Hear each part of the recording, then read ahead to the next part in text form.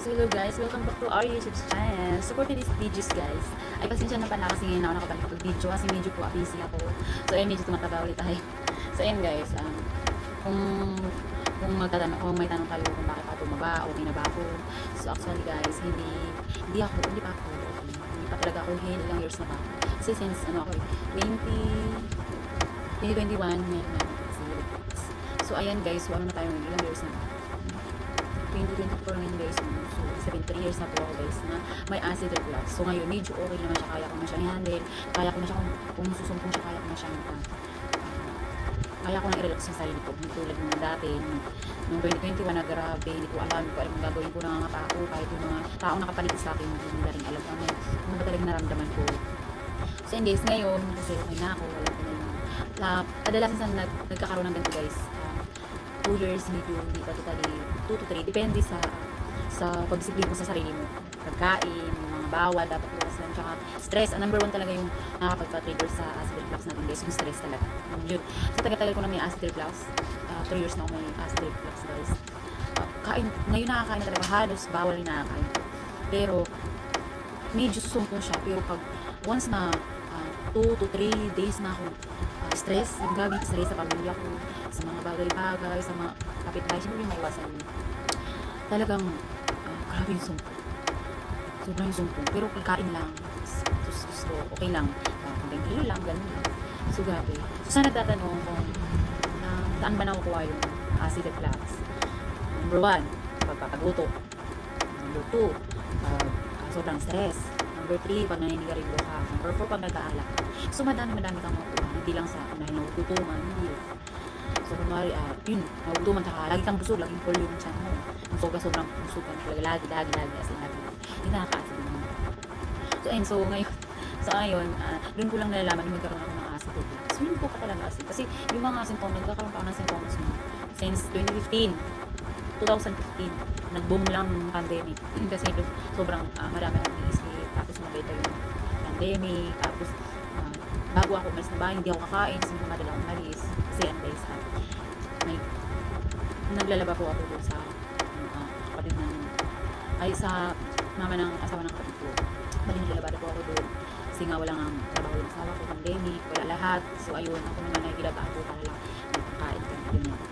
So although mayroon namang relief good, pero mas talaga na mayroon kang kasi hindi lang po kami nakatanggap ng SAP ba yun? SAP. Parang hindi kami nakatanggap ng first batch sa second batch, wala kami natin. Halos dito sa ano ba namin dito. So pero okay na. At least okay na yung pandemic. So thanks God kasi kala talaga namin hindi magiging normal. So yun po sa baka po makikita kayo, bigla ako nakaka-vlog dapat araw-araw. Gusto ko mga araw-araw pero busy po talaga. So bitinda po kasi talaga. So ganyan yung pang taga. So ayan, kailangan nilang disiplina sa sarili.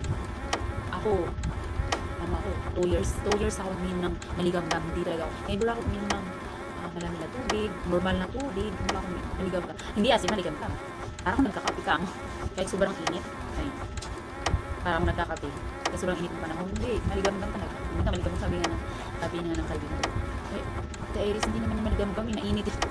Oo, kasi grabe yung nangyari sa akin. Sobrang lala. Sobrang lala guys. Hindi nga, kasi nga alam mo yung parang dinuin yan. Tapos, pero ilang months na ako. Parang dinuin yan. Tapos pag tumayo ako, parang yung ganyan ako. Tapos try ko yung tayo lang ako, tapos kakain. Tapos higa ulit, tapos pag higa ako, pipikit ko yung mata ko, parang hindi ko na maramdaman yung parang dinuin. Ganun ko din. Habang nakahiga ako, parang nakagano'n. So ayun guys, sobrang hirap. Sobrang hirap. Kung isa-isahin ko yung naramdaman ko, grabe. Akala ko nga minsan naisip ko kaya ako mabaliw. Kasi parang papunta na doon. Kung alam mo yun, yung makarinig ka lang ng kulay sa kita,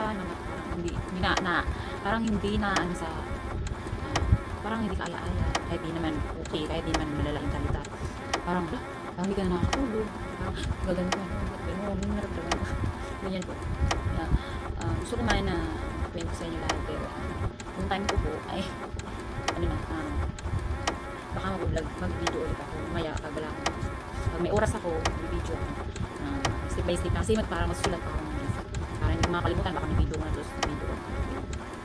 Pero yun, yun nga, yung advice ko lang sa inyo, ingat tayo guys, kasi alam mo guys, dati yung sabi mo, kakahanap pa lang talaga, talagang umakake na siya na hindi talaga na ako pinantanan, kasi ilang atake na yun sa akin eh, tatlo, nung pangatlong atake, hindi na talaga ako pinantanan ng kasi, talagang maya na tinusog ko na, kaya nagpadala ako sa hospital, nung kahit sobrang, parang, mali pala ako, 4 years na pala, 5 years na, 4 years, kasi since 2020 pala, kasi kasagsaga ng daming mga COVID cases sa hospital. Grabe.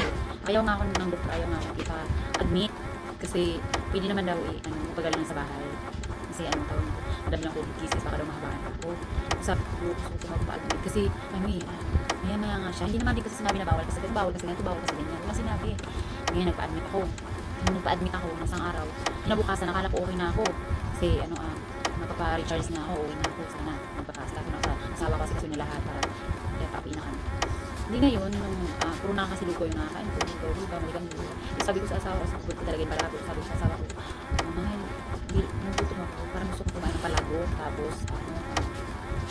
tapos, hotdog, ganyan. Hindi, bumili siya ng palago, ayaw mo magkano, tapos, pagkadami kong paminta, yun palang number 1 na bawal. Tapos, bumili siya ng dough. Naubos ko yung isang palabok na styro na malaki, medyo malaki po. Tapos, naubos ko yung dalawang hotdog, di sobrang gusto ko. Maya-maya. Grabe. Nakagal na ako sa sulok. Kasi parang, alam mo yung mahihintay ka. Lagi na nakadiin, diin. Tapos, may katingko. Ano yung katingko? Sabi, minagaling ko yung halos makakabili pa lang ng asawa ng katingko. Halos na, maubos na. Halos maubos na. Ganun para lang, hindi ba ako makakatulog. Parang naantos. Pumunta doon kasi. Pumunta doon isang, parang doktor, nurse, sarang doktor. Ngayon nato ka guys. Hindi ngayon, pumunta siya doon. Ano ba kinain niya? Sabi niya. Wala po, punta siya. Ano ka ba? Sabi niya. Gusto mo ba mamatay? Kailan pang ka na ba? Ano po, Ter? Gusto mo mamatay ka? Sabi niya sa akin. Gusto mo mapaagang buhay mo? Sabi ko, bakit ko? Nandun yung bawal, na paminta. Tsaka yung moldes yun, lang daw, pinakubuan ng daw yung moldes. So, talagay ng simbuto. Sa hotdog pa, mamantika. Ano lang po pwede? Bawal ka sa chocolate, bawal ka sa mantika, bawal ka sa matigas ng pagkain. Kung pwede, lugaw muna. Lagang itlog, pwede yun. Bawal ka. Biscuit mo, Nescafe sa biscuit lang, Nescafe lang. Tapos, hindi, bawal din. Ang dami bawal. Halos bawal lahat. Sa gulay naman, yung lang pwede. Labasa, patatas, repolyo, sayote. Pili lang sa gulay. Sa karne, bawal.